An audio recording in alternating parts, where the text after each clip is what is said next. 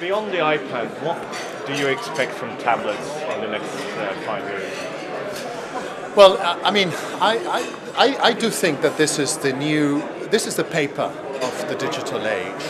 I do believe that this, no medium has ever replaced another medium, so paper will not die. But I do believe that this is indeed going to become the main platform in terms of revenue for newspapers in the coming years. Not only that, but recently I was with some fellows at Oxford University where I'm spending a year, and they've done a fascinating study looking at the actual price level of these devices. And they were arguing that in the next, not 5 years, but in the next 7 years, we might find that this costs less than paper. Wow. And they were pointing out to me that the scene that you see today outside of a metro station or a tube station where people hand out free papers, they might be handing out these. So it is a fact that e-ink and digital paper is coming down in price significantly, and we might indeed see tablets being given out for free as the platform. But still, it still begs the question, what should a publisher do in these platforms if indeed we're going to see a huge uptake of them by a new generation of consumers? And we firmly believe that the approach or the initial reaction of publishers at the moment is very timid.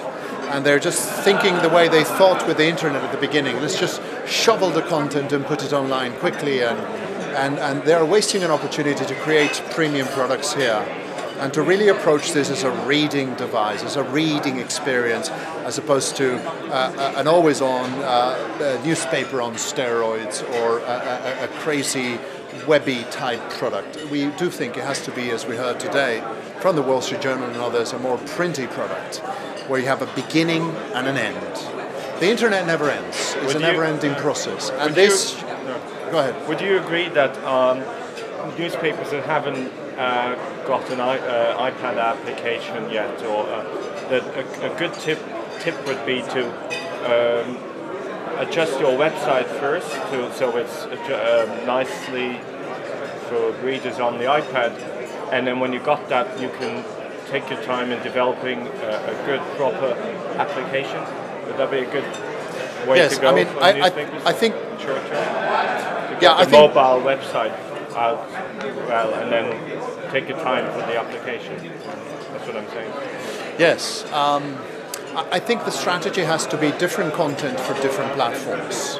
So it makes no sense for me to have an app that I pay for and then for me to be connected to the internet and find the same content. Why would I pay for that app if I can... This is a full-on device. I mean, the 3G is coming out, and of course, this will be a full-on device as connected as a mobile phone is. That is the purpose, that's the mission of this product as well. So I might find a much richer experience online than I might find in a self-enclosed environment on the internet. So publishers need to think of really finding which content should be on which platform. And I think on the internet, we should have breaking news, we should have immediacy, we should have headlines, we should be chasing stories today. The timeliness is very important because a lot of people consume our content online on websites at work, etc. I think on mobile we should also have the same, immediacy, pull things that come to you, headlines that I've registered, I'm interested in. But we should immediately offer on mobile more utilities, more services, localized search, guides to this, guides to that, depending on where you are in location. So on mobile, telephone mobile, you have that. And then when it comes to here, this is where we need to start the really rich experience, the long narrative, infographics, going beyond the news, looking at why it happened and what's next, not the commodity news that we should keep online, and the breaking news and utility news that we should keep on mobile. So here's long narrative, and here's something that is a defined reading experience. So this to me is the hardback. The mobile to me is perhaps the paperback, and the internet is just leaflets or pamphlets and where is the printed newspaper? And the printed newspaper needs to be brought way up in quality. We believe that the newspaper has to be haute couture, so high quality, something that you charge a premium for, and something that is beautiful in design and approach, even for a mass popular paper.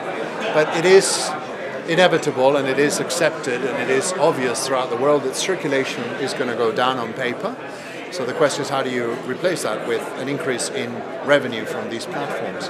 And we think that if you strike the balance correctly, you must do that. But it just means in the digital age of tablets that it all has to change. Your content has to change in different platforms. Yes? And in print, I would do long investigative reporting. I would do more feature stories, what we call a daily news zine, finding something that looks at specific issues and devotes a lot of time to them. And but something quite similar as well to what you might do in the iPad. Finally, one more question.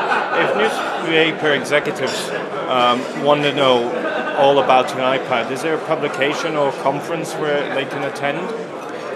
Yes, we're organizing in Oxford, May the 17th and to the 18th, a tablet summit, and we're really going to gather leading thinkers from all over the world, really, to come to Oxford and tell us what they're doing, why they're doing it. And it's going to be a very practical seminar, one-day executive seminar.